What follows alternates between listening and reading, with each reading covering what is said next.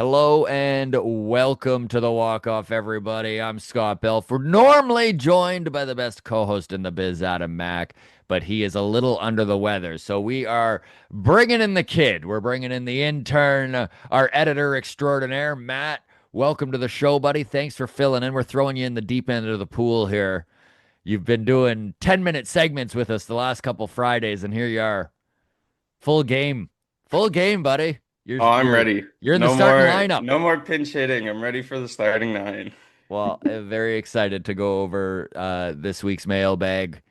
Obviously, tons of interaction over the last week. So I do want to just start by saying thank you so much, everybody, for all your comments, all your questions. And if you do feel like you're being ignored here or we're not getting to your questions, I do apologize. There was just like we're talking hundreds here, and I could fit about 12 to 15 in on the show. So just keep trying. You can always do so on Twitter at Walk Off Podcast. We're on Blue Sky, The Walk Off Podcast, Instagram, The Walk Off Podcast. If you are a Patreon member, you automatically get into the mailbag. It is the Patreon bump. You also get bonus content. So every Monday you get MLB Mondays. We haven't had that one done to this week, but I promise you that we will make it up to you, Patreon. And then, of course, instant access to all of our interviews. I know that we recently sat down with Adam Macko of the Buffalo Bison. He was, of course, the prospect that was traded in the Teoscar Hernandez trade for Eric Swanson, and he is getting very close to making his major league debut. Great little interview with him, by the way, if you want to get to know Adam Macko just a little bit better. Very open and intelligent guy. That was one thing that kind of stood out to me is just the way that he kind of can compartmentalize his injuries and the battle that he's had to go through to stay healthy and still remain like focused on what matters. So if you get a chance, check out the Adam Macko interview. Before we dive into questions here, quick reminder, tomorrow night, Baseball Town happens live at Left Field Brewing in Liberty Village. Tickets for that you can get in the description or in the comment section. I'll throw the link up there. And we are going to give away a pair of tickets here. So if you and a buddy want to come down and see Baseball Town, of course, the panel is stacked. We've got from MLB.com, Keegan Matheson. We've got play-by-play announcer on the radio, Ben Schulman. He, of course, has been filling in here and there for Buck Martinez and has done a very good job at that. And then we also have, formerly of Tim and Friends, currently doing his stuff on 590 The Fan, Jesse Rubinoff. So a great little panel.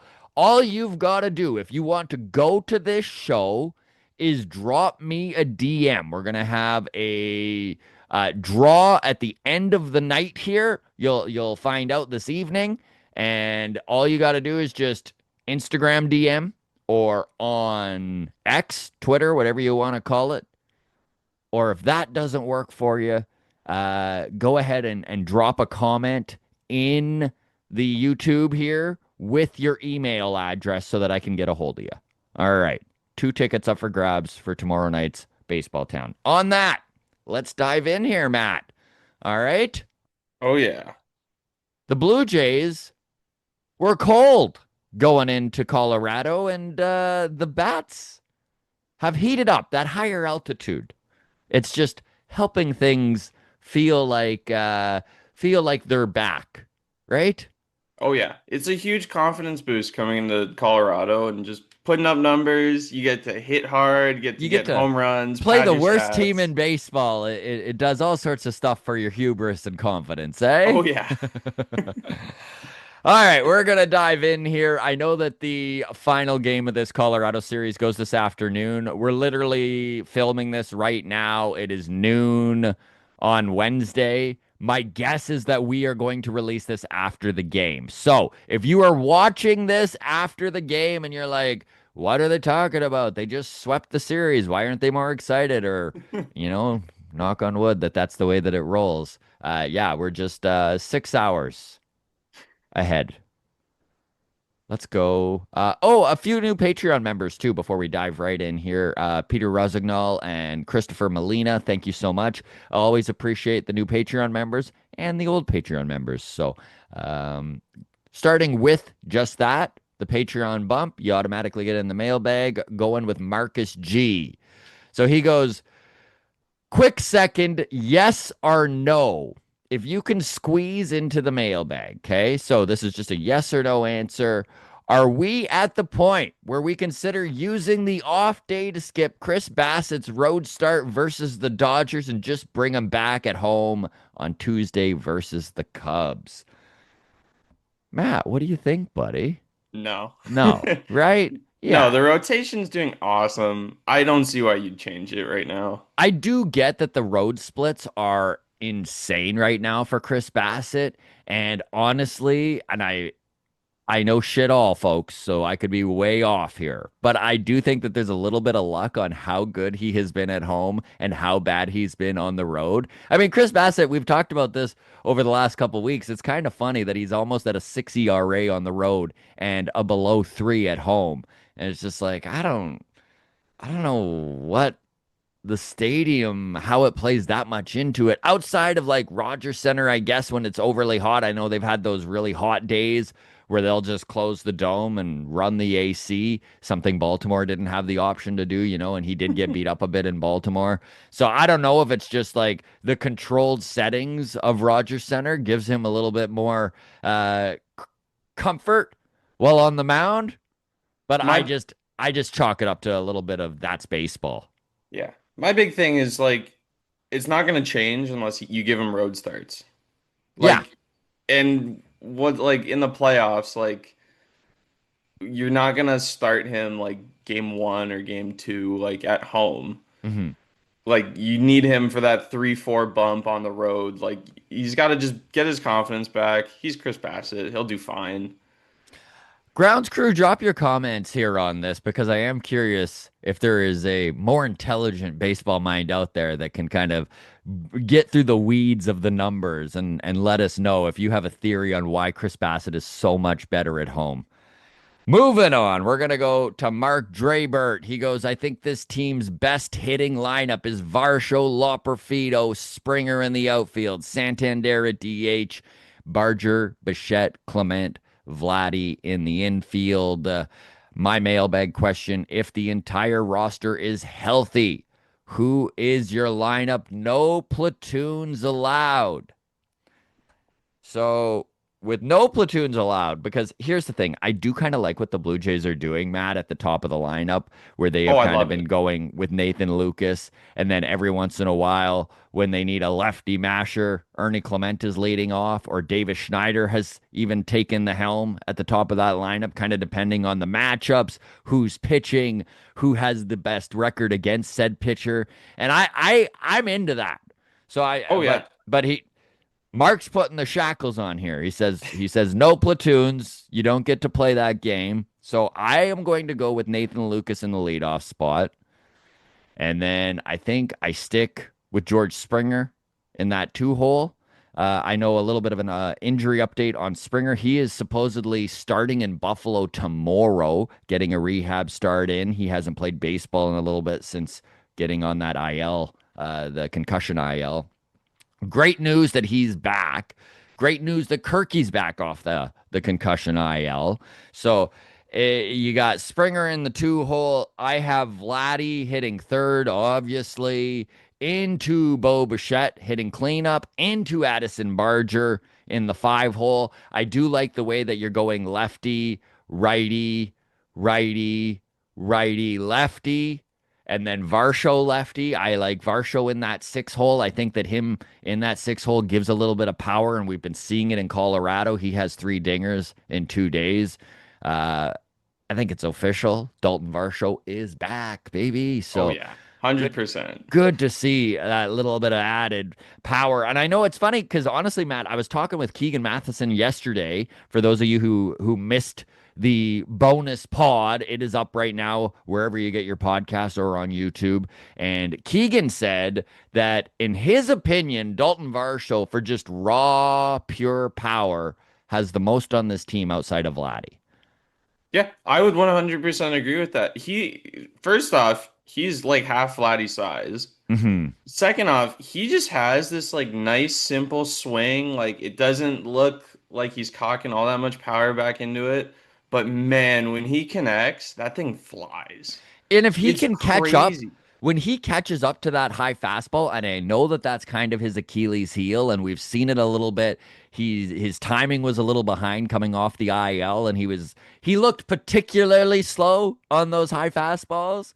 But Colorado is what fixes what ails you sometimes. We were saying that off the top, and it looks like it's done wonders for Dalton. So hopefully he continues to do so. The 7, 8, 9, I'm not as concerned about personally. I do like Ernie Clement in that 7 hole. Just go, after two lefties, you got the righty back in there. And then honestly, at that point, you could flip it Kirky in the 7 hole too, and Clement in the 8. And it's crazy to think that you really do have two guys with great bat to ball skills who hit for average in Clement and Kirk so low in the lineup. You know, it really does allow you to maybe get some runners on base as you turn that lineup over and get back to the top of the order, which is always great. And then in the 9 hole, whoever you're putting, and I know that he says if it's healthy, so you got to put Santander in there. Maybe you split up the lefties in Put a Varsho switch hitter there. and put a I'd switch say hitter that. in there. Yeah. So yeah, I would probably go Barger in the 5, Santander in the 6, Varsho in the 7, Kirky in the 8, and Clement hitting ninth, which honestly, pretty good sounding lineup there, and it's also pretty balanced lefty righty. So you kinda like that. Again, not the way the Blue Jays are going to play this. They are No. definitely going to platoon back and forth and play the splits and stuff like that. So interesting question mark. Thanks for reaching out. Mish chimed in on yesterday's podcast with Keegan. She goes, loved this. See you boys on Thursday. So again, Baseball Town is tomorrow, Left Field Brewing. If you are interested and you want to win a couple tickets, we are giving them away again. You got to DM the Instagram or the Twitter or drop your comment on YouTube here with your email address so that I can get a hold of you. We're going to put all the names in a draw, and we're going to draw some tickets there for you. It's a really good time. I go to Yeah, every single one and like I don't like I'm not in the show, but I watch it all the time. It's awesome. It's it's a great, fantastic. You it's a meet a ton great, of people. I was just gonna say it's a great way to kind of meet fellow Jays fans, and you get to like that's the thing is the analysts that come out, they all sit around and have beers. You know, Keegan's gonna have a few pints. Oh, they're You know, so easy to get along with. yeah, it's So easy to get fantastic. along with, nice to talk to. Like it's a great time. All right, going to Christopher Molina, our new Patreon member. He was talking. We were doing the trade deadline kind of breakdown last Friday. He goes, this definitely gets an A- grade from me. The grade is based on what they got and what they kept. It was really interesting to see all the comments because honestly, Matt, there is a range of from super negative that this was a horrible trade deadline. The Yankees are definitely going to win the division now, which is funny because I mean the Yankees acquisitions have not been what they Oh, were not at hoping they all. would be. I mean, Jake Bird was just sent down to AAA. So, yeah, definitely the Yankees fans are pulling at their collars right now. But the Red Sox are hot. The Red Sox look really good. And Dustin May and Garrett Crochet at the top of that rotation, definitely scary stuff. Although they really are depending on that youth of theirs to not buckle. So Yeah, we'll like see. even we talked about it last night and we looked at like the Red Sox trade deadline. Offense wise, nothing. They Mhm. didn't get anything offensively and it's just turned up for them. It's it's weird. And then there's the Yankees. They went pretty much all offense with a couple pitchers and they can't find any consistency there either. I I kind of like the A- grade. Like I Yeah. know I said a B- last Friday. The like B plus, I'd say like they got what they needed to. It Adam wasn't Mack summed it up really well. I know we were talking about this last night. yeah. It's just like there was a checklist. They checked all the spots. There was zero extras. There was no frills, right? They did what they Yeah. had to do. And yeah, tough to be excited about it right out of the gate. But the longer you sit with it and the longer you kind of look at what else has gone on around the league, again, they did what they had to do. This is from Al McGee on Patreon, sticking with him, with Patreon, I should say. Saskatchewan Al. We met him in Saskatoon when Adam and I were playing a show there. He Oh came out. yeah? It was kind of cool. Yeah. He goes, Blue Jays deadline. A. I'd arguably take Dominguez Varland over Bedner and Doval, which has, I mean, recency bias and just short, small sample size, but so far that seems to be the case. Varland looked really good yesterday. I know that he had a little bit of a blow up there after going back to back in the Kansas City series, but happens to the best of them. So that's the way she rolls. So he goes over Bednar and Doval. We got a starting pitcher ace with upside without paying for it. Re Kikuchi last year. And it's true. If you look at like It Kikuchi is. last year, the Astros gave up far more than the Blue Jays did to get Bieber. Uh, Three prospects instead of one, even if Cal Steven is definitely the highest end of the prospects there. Jake Bloss is still a top five prospect in the Blue Jays system, outside of the fact that he's injured and recovering from shoulder problems. So he goes, I'm stopping every 2 seconds here and putting, I'm Yeah, going I to was gonna get say through it's a this. I'm going long to get one. through this, Al. I promise. He goes, I had been on the sell the farm train and believed that that would be what would take us to the promised land and fill the holes. I absolutely hate to give Atkins any credit, but tentatively well done getting what we need while retaining future assets. Not an A plus because of Wagner and not Jimenez being traded. If that was necessary move to make roster construction wise. I would comment on the Wagner Jimenez part right at the end. It's lefty righty. The Yeah. whole reason Wagner was chosen is he's a lefty. It like It's why Alan Roden was traded. yeah, it's why Allen Run It's was why traded. Will Why Will Robertson. Robertson? Yeah. Yeah. Just and it's a wild world, buddy, because you go back 2 years and I never would have thought that this podcast would be like, we have so many lefties because Adam and I spent literally 3 years being like, how can they not find a lefty bat in this system to frickin' save their lives? But It's here we such a are. weird, it's so such a weird turnaround. And you know what? In 2 years, we'll be saying they need more lefty. Yeah, exactly. It'll be the ebbs and flows of baseball. This one's a little bit more negative. This is from Beecher. He goes, "Hey guys, I've joined your Patreon and have been meaning to for a while. Well, welcome and thank you for doing so. I've listened. I haven't listened to anything really in the way of analysis of the trade deadline yet, but I'm not impressed. The AL East is more available to the Jays than it has been in 10 years. Very true. Now is the time to step on the Yankees' throats and bury them, take the AL East title. So what does Atkins do? He gets a starting pitcher who is coming off Tommy John surgery. He has not pitched in the majors at all this year. I'm actually okay with this one. Low risk, high potential reward. So far, so good. So now his priority is a big time, high leverage, proven shutdown back end of the bullpen reliever, right? Well, apparently not. He goes out and gets a meh bat and a catcher in the minor leagues and a promising but not a proven reliever who hasn't really established himself as a reliever yet. Fine for the team that is building, not a team that thinks it could be a World Series contender. So I would give this a C when it should have been an A or a B plus. So I do get what he's saying here, right? When you looked Yeah. at the landscape and Johan Duran was available, and I mean, Emmanuel Clase wound up being booted for cheating, but he was another high end name. And you go out and you get Sir Anthony Dominguez, proven track record. He gets his strikeouts.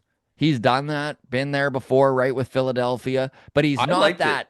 I like it too, actually. I do like Sir Anthony, and I Yeah. actually really like the Luis Varland trade. I honestly do. And they did give up some real talent to get him. But 6 years of control, and this is one thing I talked with Keegan yesterday because I was like, buddy, like, man, how do you sell the fan base on 6 years of control of a reliever? And Keegan was basically like, it's true. Like he's gonna have 3 really good years. He's gonna have one off year and one meh year, and that's probably the most likely scenario, right? Because relievers, it's a roll of the dice year to year. There's a reason they're not starting, and it is interesting to hear Ross Atkins kind of like tease the fact that maybe they'll try and lengthen Varland out a little bit.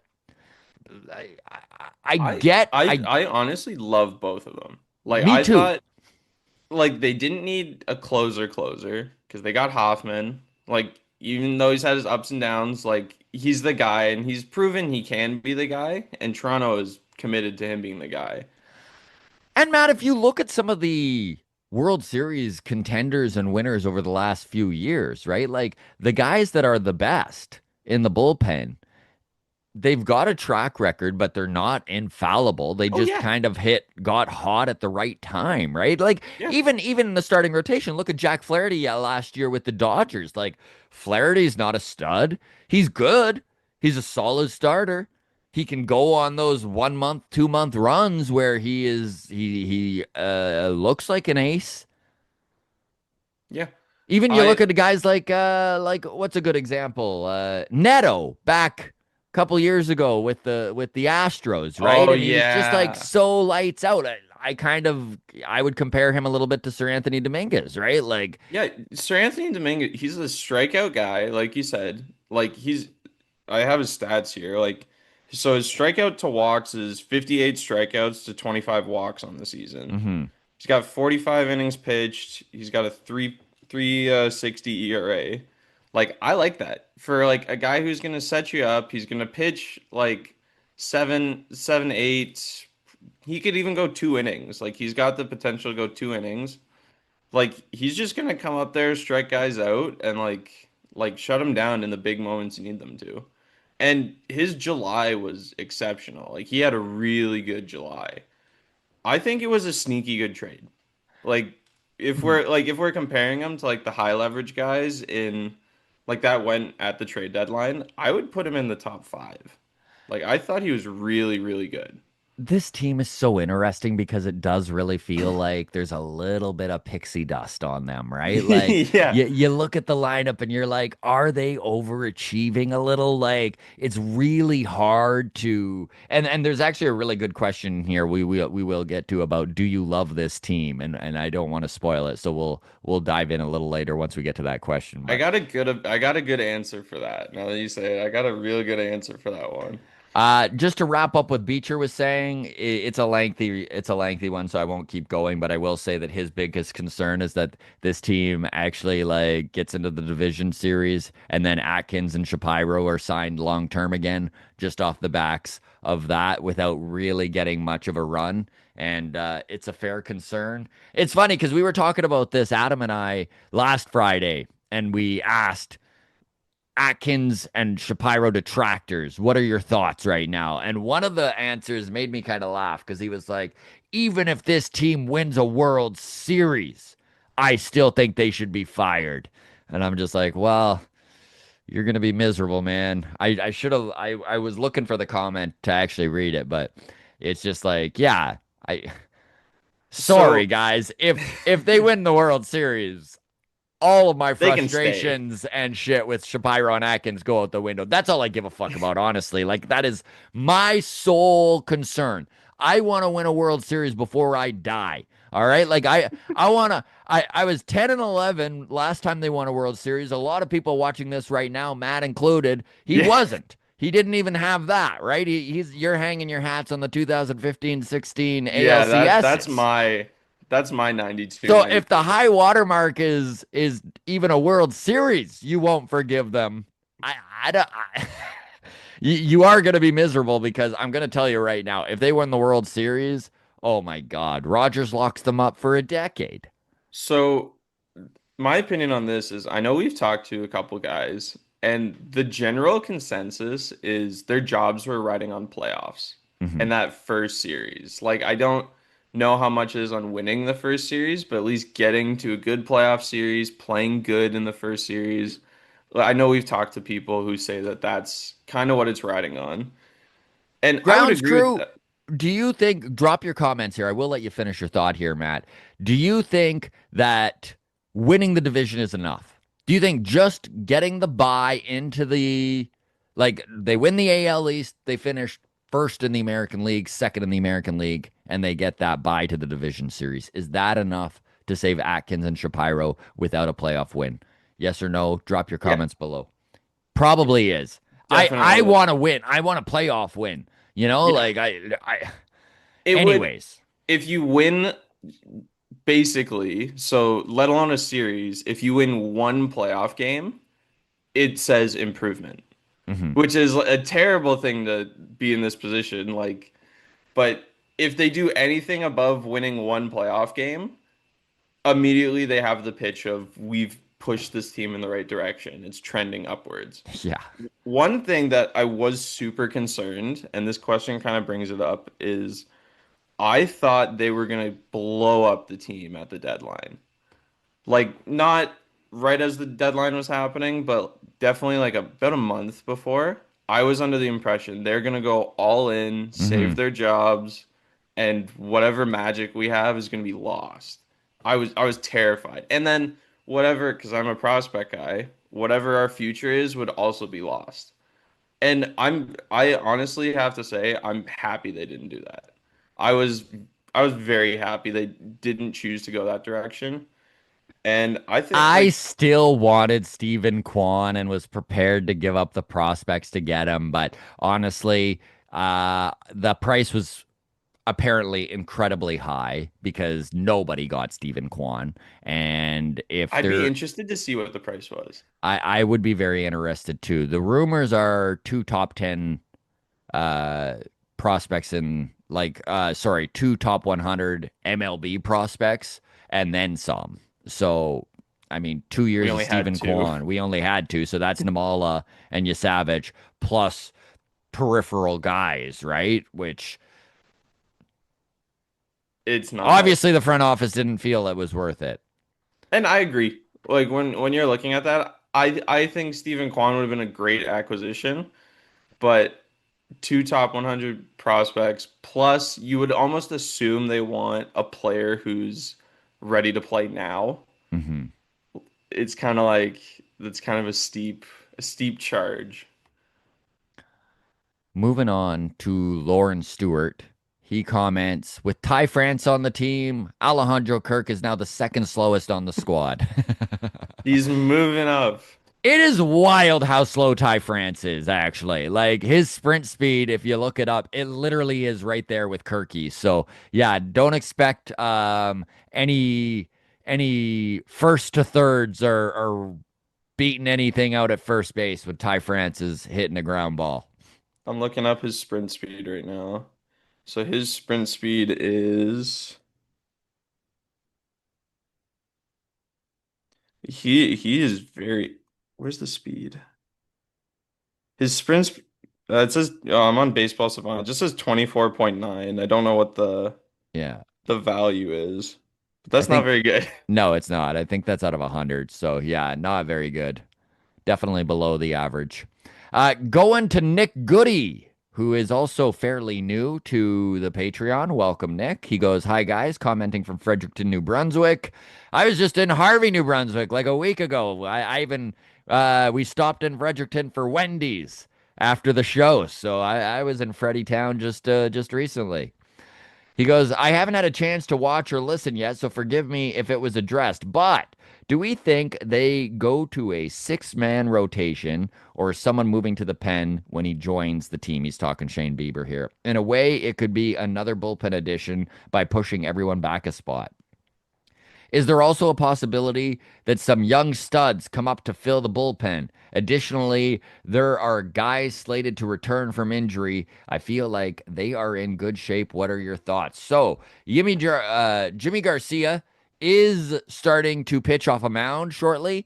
It does look like he will return before September, which is also very good news for the Toronto Blue Jays. I know that when you talk young guys coming up and bolstering the pen, the guy that kind of stands out is Trey Yasavich. He has an innings limit that he is getting close to, so a move to the bullpen might be a way for him to continue to develop. He has got nasty stuff, but he is in Double A right now. I don't know if we see him bumped that fast. And I don't know if there is a need right now after getting Varland and Dominguez to rush the development on a guy like Yasavich. Again, just a reminder, young kid, right? 22 years old. This is his first full season in professional ball, and he's already worked his way up to Double A. So already impressive development speed on the kid. I would be shocked if something like that happens, but who knows, right? Couple injuries, back against the wall. That is the type of risk I can see Ross Atkins taking to try and save his job, is maybe rushing a prospect a little bit. Which honestly, how you Savage has been playing, like yeah, he's close to his innings, and I wouldn't make him a starter with the six guys we got. Hmm. But giving them bullpen innings, like maybe like one or two a game, like not a game, but like one or two whenever he plays, Yeah. I would be totally fine with that. Just It, see it what you got. September call up, like It is something we watched them do with Aaron Sanchez when 2015 and 16 was happening, right? As they used him as a yeah, high leverage guy out of the bullpen with that big arm of his. And I could see them possibly trying that with Savage. Although, again, I really don't think it's going to happen unless there's some bad tacos, right? Unless there's some injuries. yeah. Knock on wood that they don't need to deal with that. Drop your comments below if you do think that Trey Savage is an option. I would love to hear from the grounds crew and your opinions on where you're at on Savage. If you would rather him just continue to marinate and develop in Double A, knowing that his innings are getting up there, or if you would like to see him pushed and maybe make his big league debut. Another guy who like this answers the like what young arm would come up. I forget his first name, but that Estrada kid who Mm-hmm. came up, pitched a couple games for us. Luzardo. I would love he did excellent. And I Like, think if they need a long man out of the pen, some yeah, length, he's a guy. even like when we saw him in Buffalo against Lehigh Valley, like we were a little concerned with his ERA, but he pitched an exceptional game. And he's got a great walks hits inning pitched, right? Like Yeah. his whip is fine. 1.2, give that to me every day, Yeah, right? I think him as a long man, like in this pen would be an excellent option. Last one for Patreon before we dive into the public side of things here. Johnny Eaton. Love Johnny Eaton. Uh, he's been uh, he's been a long time Patreon member and always is commenting plenty on Patreon. So sometimes he gets skipped over here. And apologies, Johnny. I know that he'll do a bunch of research and stuff and lay down a bunch of stats, and then sometimes I'll miss it. But he goes, "So wait, is there a Julia Kreutz and a Julia Cruz at Sportsnet? That's madness." The answer to that, Johnny, is no.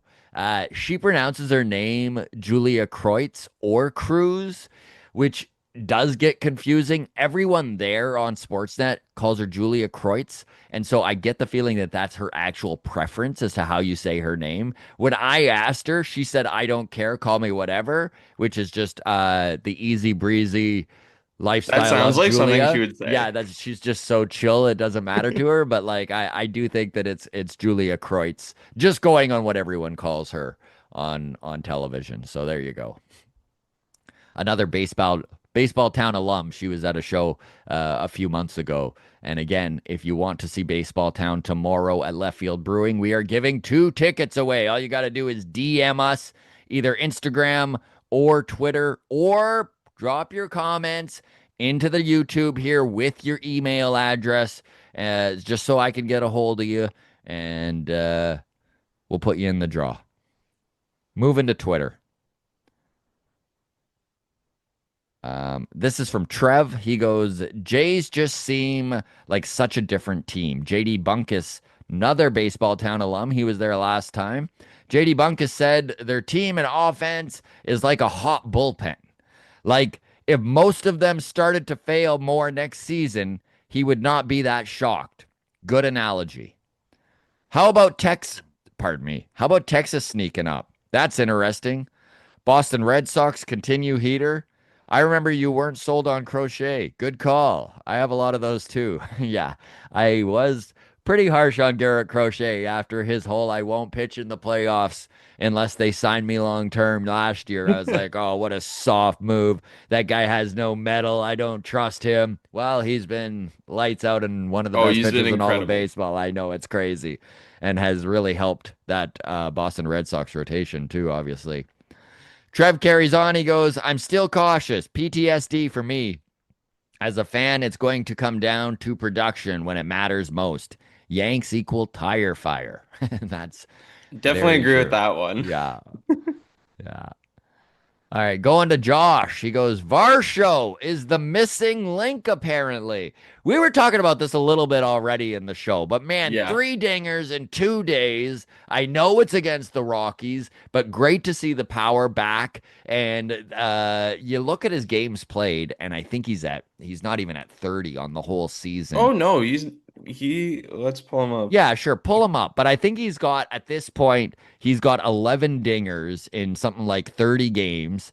He has shown power in spring training. He's shown power on rehab starts in Buffalo. So, like, I know it's really difficult to take all of that and be like, Varsho's figured out the power swing, but it feels that way a little bit. And if he's just hot, well, ride the hot, baby. Oh Like, yeah. I'm all for it. So it's 11 in 28. So 11 homers in 28 games, batting 222. His OPS is 858. It's Wow. incredible. He's And he's like, hitting seventh in this lineup, everybody. Like yeah, Varsho coming back. It definitely lengthens things for the offense on this Blue Jays squad. his strikeouts are a little high at hmm 35, And he strikes out but more than anyone on this team. you know what? If you're gonna give me 11 homers for Yeah, 35 I trade it for strikeouts, dingers every time. yeah, I'll take it. But I definitely agree with this. I think he was a huge missing piece. And we talked about this at the trade deadline. I think that they had so much confidence in him. It's a huge reason why they didn't go pick up another bat hmm was because they know Varsho's coming back. They know his potential. And I just think they said, like, we'll give you the reins. We're not going to replace you. Just come back and do what you do. And he's been doing just that. And He's, Matt, this front office loves to bet on positive regression. oh, yeah. Most most people hate that word. People cringe. They hear positive regression. Why wouldn't you just say they improved? But I think they nailed this. I, internal improvement is something that I think they are betting on when it comes to offense. I mean, Dalton Varsho is a great example of that. Anthony Santander, I mean, he's not even swinging yet, so we're not sure if he's going to miss the whole season, but who knows, right? This is a switch hitting, power hitting bat that maybe he can come back mid-September and by the time playoffs come, he gets into some sort of hot streak. Would love to see it. So, uh, going to Jenna on Blue Sky. I love this question, by the way, because I relate to this. And it's so funny because I was literally talking with Lizzie McGuire about this exact question yesterday at the barbecue. And she was just like, yeah, I don't know what the deal is. I kind of feel the same way. So this is Jenna's question. And grounds crew, feel free to drop your comments on how you oh think yeah, feel you about said this this. one earlier. Okay, I'm Yeah. excited for this one. So Jenna goes, hey guys, weird mailbag question. Do you guys love, and she's got love all capitalized, this team, question mark. I want to so bad. I like this team. I really do like this team, but I don't think I love it the way I loved 2015 and 16, and I'm honestly not sure why. Let me know if I'm being crazy. I don't think you're being crazy, Jenna, and I'm kind of in the same boat. Listen, I really, really like this team. And it was one thing that Lizzie asked when I asked her this. I was like, what do you think? Do you love this team? And she's like, no, I don't. And then she was like, who's your favorite player? And I was like, I don't know. I don't know if I could pick a favorite player. I'm like, Yariel Rodriguez? And she said, that's the problem right there. She's like, why is her favorite player Yariel Rodriguez? Why is it a bullpen arm? And it is one of those teams where it's like, and Lizzie summed it up beautifully too, because she was like, if they give me a moment, I will fucking love this team. And Yeah. yeah, give us a moment. And maybe that's the problem with where this fan base is at right now, is we have bought into Bo and Vladdy for so long and never had a moment. Right. And Adam and I have talked about this a few times too. The lack of moments, right? The lack of the Donaldson dash, the bat flip, the crazy seventh inning in the division series where they still pulled it out. This squad has not had any of it. Our moments have always been horrible moments where Bowen Yeah. Springer collide in center field. Teoscar Hernandez is taking freaking curtain calls in the fourth only to regret it, right? Like all of our moments have been negative moments for this team. So when you look at this squad and you're like, why do I really like these guys but can't 100% buy in? That's my theory on it. And again, maybe I'm full of shit. Like there's lots of people here who probably love this team and would take a bullet for them. I love the idea of this team. But right now I'm kind of in I like this team. How about you, I Matt? I agree 100%. And building upon what you were saying, the one thing all those moments you said have in common, and I think that this team needs to do to make me fall in love with them, is a playoff moment. Yeah. Yeah. When it's do or die, matters most. You can like when Bautista did the bat flip, when Edwin walked off the Orioles, when Donaldson like had his dash, all of those, every game after, there was such a sense of confidence of I've seen them do this in the playoffs when it mattered most, they can do it again. And this team hasn't had that, so I don't have the confidence of you're gonna put like let's use Bautista's bad flip. I don't have the confidence you're gonna throw Vlad in that situation, you're gonna throw Bo in that situation. Like, I don't see anyone on that team that you're going to put them in that situation and it'll be the same. It might be like a pop fly, it could be like a weak grounder, but it doesn't have that, like, I know if you put them in there, do or die, he can hit a home run. It's Mm-hmm. just not, it's not the same. And I 100% agree with, I like this team a lot. It's homegrown, it's built well. I just, I think the whole thing is playoffs. I think you're Like, right, and I think that the love will be there from everyone. oh yeah. This Toronto Blue Jays fan base, they want to love this team. And I think you're right. Give us an Addison Barger game-winning home run in game 2 Yeah. of the ALDS. Yeah. Guess what? That like is going to turn to love, and there will be Addison Barger fans that talk about that moment for Yeah. years and years and years, right? Alejandro Kirk hits a double to score a run and win a game in the ALCS. Yeah, all of a sudden, Kirky, everyone's like, we love his framing. They're going to be like, oh my God, I love that time he fucking buried the Yankees in the ALCS, Yeah. right? Or whatever it is. Like once you have that do or die moment where like at both time like Edwin and Bautista 2015, 2016, Donaldson 2016, that was a generational like everybody's coming together moment Mm-hmm. of like this is something we needed for years and years and years and we got it. Mm-hmm. And this team has had opportunities to do it for us, like Seattle series. They had the opportunity to be like, yes, we blew them out, we're back, and they choked. So there's always that sense of they're not the do or die team we want them to be. And I Mm-hmm. feel like that's what's gonna change it from like to love, is them really like showing up when we need them most. Go into YouTube. This is from Boom Must Die off yesterday's Keegan Matheson interview. And we were just talking about Dalton Varsho and his arm strength. And Boom Must Die goes, Varsho is currently first percentile in arm strength, according to Baseball Savant. I've been contending he isn't a top center fielder for a while. He goes back on balls as good as anyone I've seen. Left, right, in, great, amazing. His reaction and roots to baseballs might be as good as anyone, but he doesn't have elite speed. Before surgery, he was very accurate to second and the cutoff man with okay zip. Third or home, might as well mail it in. This year, that arm, I don't think I've seen a cutoff man run so deep since Juan Pierre.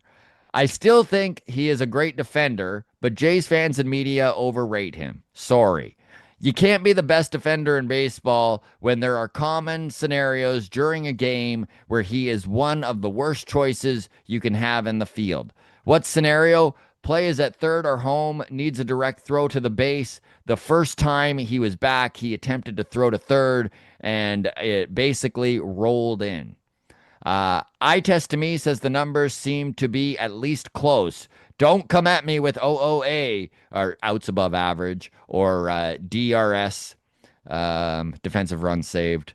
Last season, over two-thirds of his value of those stats came in left field when he played 67 games as opposed to 94 in center. Those stats compare you to your peers at those positions directly. It is easier to rack up in left than center. I realize KK is an all-time great defender in center field, maybe one of the best ever, but he had over twice as many outs above average as Varsho in center in like 40 more innings. Varsho ranks sort of an 8 to 10 range. I would give him credit as a bit higher. He isn't PCA, Pete Crow Armstrong, Sedin, Victor Scott in St. Louis, or Denzel Clark in Oakland. First of all, no one is Denzel Clark in Oakland. No. That man is It- a fucking beast. Canadian kid, it's a love to see it. fluke. It's It's an absolute like he's I've never seen an outfielder so tall with such arm strength who can just do everything you ask. you know, like I was the one who, I mean, I brought it up with Keegan. It is pretty apparent Dalton's arm isn't what it was, and it wasn't great to begin with. I think Boom Must Die is being a little hard on him. I still truly think he's a top five center fielder in baseball, but um, Keegan mentioned it. Keegan was like, there may be a moment in the playoffs where a team challenges him because they know that that's his weakness, and then it will be a much bigger deal. Right? Right now, Yeah. we haven't really been all that stung by it. Has it been apparent at times? Yes. Has it cost them games? Not yet. It could. I'm not that worried about it though. Am I? I s- And this is, listen. This is why I love baseball, because Boom Must Die is a very he's a very baseball savvy gentleman. He comments quite regularly. Normally, he is where we agree very much so on stuff. I'm just a little higher on Dalton's defensive side of things than he is, and that's the thing with arm strength is I could wind up eating these words. I 100% agree. I'm very high on Dalton's defense. I like I think he's easily one of the best options for center fielders. Like, yeah, his arm And strength Boom isn't Must Die, there. by the way, isn't saying like he even gets into it pretty heavily there, right? Where he's like just his routes and his ability to get to balls, Oh yeah. like it is top notch. No, it's top notch. His argument is But the arm, and it's not a bad argument. It's like it no, it's there's a very validity. good argument. And like even like I would agree with what you said of I'm okay with it, but when it costs us a game, it's gonna be I'm not okay with it. I just think this lineup is better with Dalton Varsho than Miles Straw, which is kind of the other option in center field. Maybe Nathan Lucas takes reps there and you move Dalton to left, but I don't I know. like that. Yeah. I like that because Lucas does have more arm strength, but the other part of it is you're losing the routes. Hmm. It's such a hard give and take And of I like agree, Dalton might not be the fastest guy, but my God, the jumps he get makes up for it. Like yeah, there's no one who's reading balls off a bat better than Dalton Varsho. yeah, and And I think like I feel like that's the number one priority for a center fielder is like yeah, the arm strength is it's definitely downside, but immediately when you're thinking arm strength, I'm thinking right field. I'm thinking like a left fielder, like really gunning guys out. Center field, the first thing that comes to mind is like the routes, the diving mhm, catches, the robbing home runs. Like I feel like if that's where his game is, we can have a little bit less arm strength. mhm. But once it costs us, we'll definitely be changing Changing changing our tone. tunes. And Yeah. you know what? I will give the Blue Jays credit. It is pretty impressive the depth that they have built at a very difficult position to have depth at. The fact that there is a Nathan Lucas who could step in, the fact that there is a Miles Straw who can come and play a very, very good defensive center field, maybe as good as Dalton Varsho. I mean, there's not a lot of teams that have those options. And maybe there is a moment in the playoffs where we do see Dalton moved, shifted into left field so that they are running with the guy with the best arm in center. And it wouldn't shock me to see that, especially maybe at the end of some playoff games, right? Kind of a defensive shift in that regard. So another thing I think that would like change this would be bringing up Jonathan Class A and Hmm. putting him in center field. He's got Hmm. the speed. He's good defensively. He's got the arm strength. Like move Dalton to left. I think like that's definitely an option on the table. Going to day four, he goes, "Do you guys think that the newcomers or something else for that matter have disrupted the good vibes in the clubhouse? Or is it just that there are too many key players on the IL?" So honestly, this is something that Keegan Matheson talked about yesterday. He doesn't really think that the way he summed it up, Matt, and I loved it. He was like, "This is the best team for chemistry he has seen since reporting on the Blue Jays for the last 9 years." And he feels that because their chemistry is so good, they can afford to take some blows, have some guys that maybe aren't exactly meshing as perfectly as they should, and that it isn't going to ruin the chemistry in the clubhouse, which is great to hear because no one follows that team more than Keegan Matheson. He is on every road trip. He is at every homestand. He's literally outside of a few days off, right? He's following this team like 140, 150 games a year in person. So to hear that is fantastic. So maybe it's not a clubhouse thing. I honestly just think it's guys getting their feet wet, kind of Yeah. being there for the first time, right? Getting to know the guys. Sometimes you lose, sometimes you drop two or three to Kansas City, right? Like Yeah. I understand that this team is not as hot as they were coming out of the All-Star break, but they have the ability to turn this around. They're doing it right now, playing the worst team in baseball, building that confidence back up. I think that this afternoon's game is very important. Fingers crossed, knock on wood, that while you're watching this, you're like, yeah, it was a sweep. It was great. Uh, yeah. I So what do you I'm think? I'm very so something I've never really had an issue with in the clubhouse is the good vibes.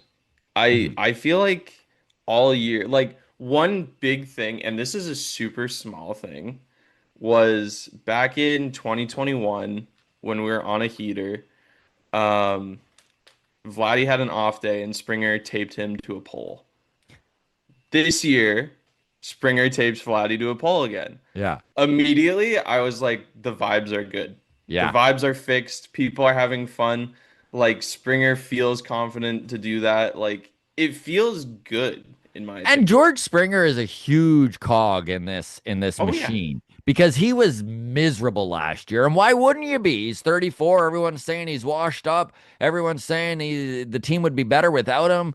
And they bring up his albatross of a contract. That wears on a dude, right? I Oh know that yeah. you're supposed to be able to compartmentalize as a professional athlete and block out the noise. But when you have sucked for 2 years, and I always make the bad joke of like, some players slump for a week, some players slump for the life of a lifespan of a toddler.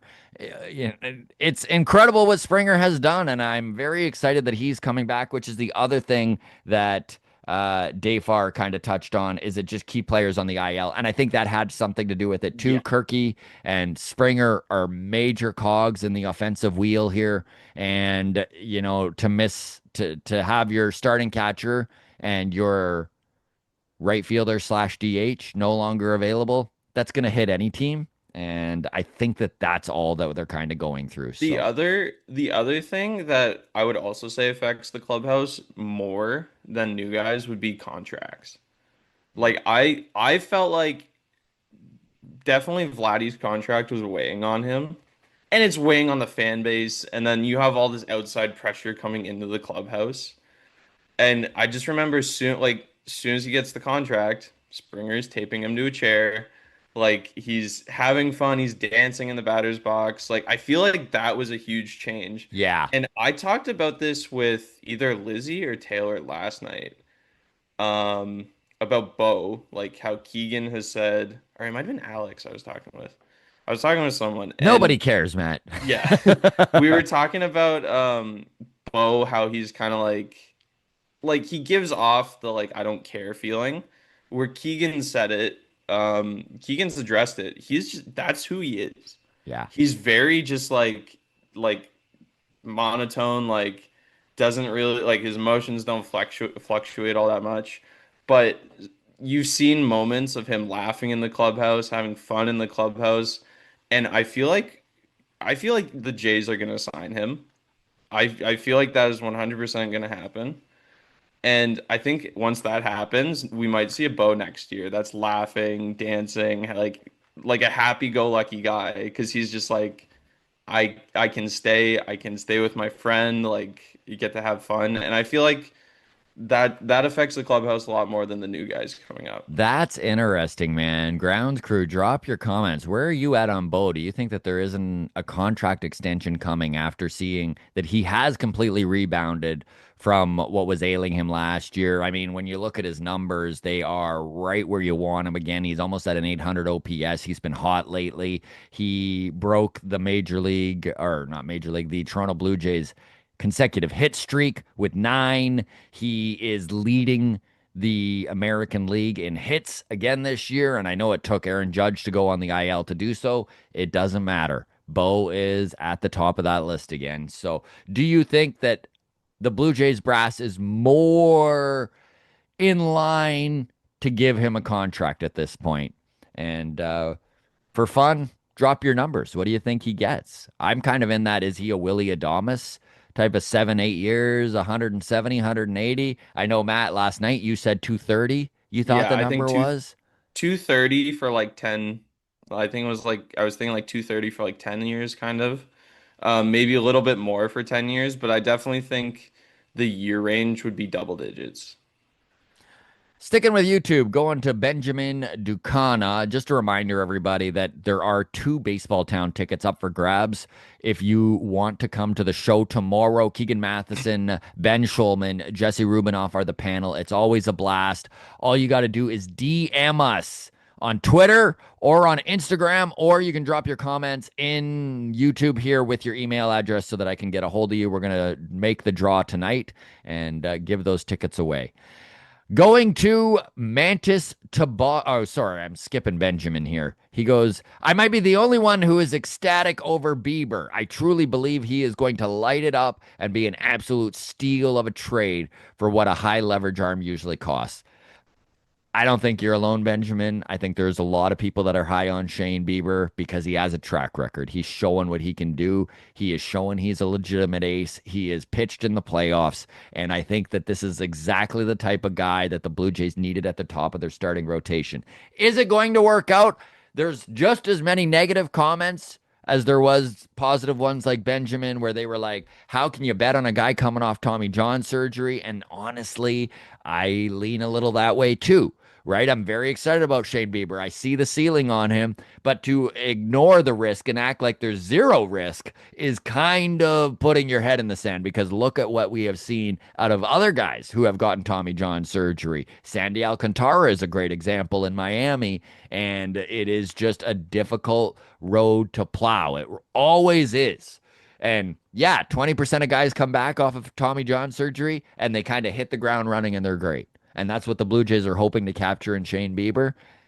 There's also that 80% that takes 6 months to a year to kind of get back to where they were. So this is a risky move, but like Benjamin said, they gave up one prospect. And I'm not saying Cal Steven isn't a very high end prospect, but he is not one of the Blue Jays' top 3 or 4 in their system, and it's one. So it's one lottery ticket. Lots of crazy stuff can happen. I know that Cleveland's pitching development is better than most, and we may wind up sitting here regretting this, but I'm kind of like, let's go for it now. This is a really good team. Would have liked to see a more sure thing, but I just don't think that that was out there. I think this was a, I think what the Jays did to get Shane Bieber, this was a crazy good deal. Hmm. It's a 1-for-1 prospect for former Cy Young winner. Yep, he's had Tommy John. His track record is phenomenal. And if we like the ceiling is we get Cy Young, Shane Bieber back, Hmm. which personally I don't think we're gonna get that right out of the gates. Even like for the rest of the year. Like it might take like till next season before we see that. But if we can get like 70% of what he is, that's a fantastic pitcher. Hmm. Like it's not Cy Young caliber, but he's gonna slot in perfectly. And I think he's gonna be the option for new ace. 100%. Going to the last comment here. Thank you to everybody who has chimed in. We always appreciate the interaction. This is from Mantis Toboggan, Doctor. He goes, unfortunately, with the success of the Blue Jays, we get the trickle in of Leafs fans who start watching baseball and we're stuck hearing their opinions. That said, at least they show up to the games and cheer. I do like the bandwagon full. The Jays pretty much addressed all of their needs at the deadline with what was available on the market: two bullpen arms and a depth starter. The bats that would improve their team either didn't fit or cost too much for what you would get. I'm happy with what they got if Biebs pans out. The Yankees added more at the deadline because they had no other choice if they wanted to try and compete. They had more holes. Their roster was very flawed, and they did the best they could to address it. Great shows as always, gents. Go Jays, go. So, Doctor, thank you so much. Appreciate that. Agree with most of what you said there. You know what? And Yeah. I love when the Leafs fans and the peripheral baseball fans kind of jump on board. It means the team is good. And yeah, you know what? Perception does help. When you watch 162 baseball games, you get that every game doesn't necessarily mean the same as it Yeah. does in hockey or football, right? There isn't the urgency, the do or die game to game. And so when new fans jump on board and they kind of treat it like other sports they watch, it can be frustrating to the diehard Blue Jays fans that are like, no, it doesn't matter that they lost 2 or 3 to Kansas City. Why are we freaking out over this? It happens. So yeah. I Anyways, I will say it's a good kind of like personal confidence boost of like you're stressing over the season, you don't know how it's going, and then you see everybody jump on the bandwagon, you're like, okay, we're doing something right. yeah, exactly. If everyone else Exactly. is seeing it, okay, this is a good, we're okay. And you know what? I just want to say, Matt, your first full show here. Well done, my man. Thank you for doing this. Really No problem. appreciate Thanks you, for having buddy. me. For everyone who is like, who is this kid? He's our intern, our walk-off specialist editor, if you will, and just an all-around good guy, Matt. Thanks for having me, Scott. I really appreciate it. Absolutely. Drop your comments below, everybody. Remember, we are giving away 2 tickets to Baseball Town. If you don't win those, well, the ticket link is in the comments and the description. It is always a blast. Do not miss out on this. From MLB.com, we've got Keegan Matheson. We've got from Sportsnet and play-by-play announcer for the Blue Jays on the radio, Ben Schulman. As if that's not enough, rounding out the panel, a stacked panel at that, is Jesse Rubinoff. We've got special guests, podcasters extraordinaire, Blue Jays today. Nick and Adam are going to be there. And then I'm going to tell my little baseball jokes off the top there. It's always a fun time. And then we sit around and have beer with all you folks afterwards. So again, Left Field Brewing, Liberty Village. Hope to see you there. And feel free to enter the contest to get free tickets. Cheers, everybody.